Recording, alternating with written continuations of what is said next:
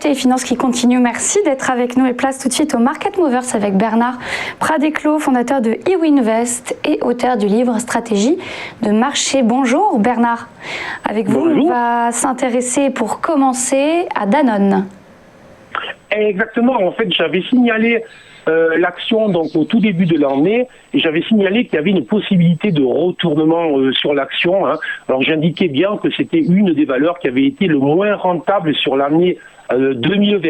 Mais je faisais remarquer que sur le plan technique, on avait eu en fait une phase impulsive, on avait eu ensuite une phase en contraction, une phase d'attente. Et puis enfin, on avait ce qu'on appelle en analyse technique une épaule tête-épaule inversée, une ETEI pour les spécialistes, et c'est typiquement des figures qui peuvent augurer d'un retournement sur une valeur.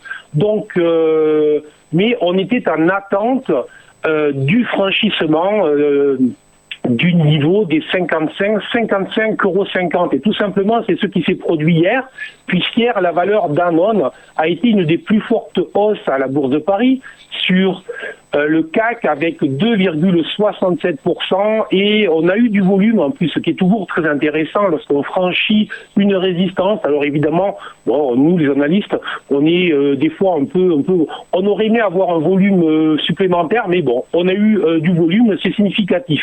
Le bémol que je vois, c'est le fait que la valeur soit venue s'appuyer, soit venue trouver une nouvelle résistance dynamique, qui est la moyenne mobile de 100. Donc il faudra voir si Danone réussit à franchir le niveau des 56,20 dans les prochaines heures, les prochains jours. Mais ce qui est clair, c'est que la configuration dont je vous parlais au début de l'année est en train de se mettre en place, qu'on aurait un objectif potentiel sur le titre autour des 65 €.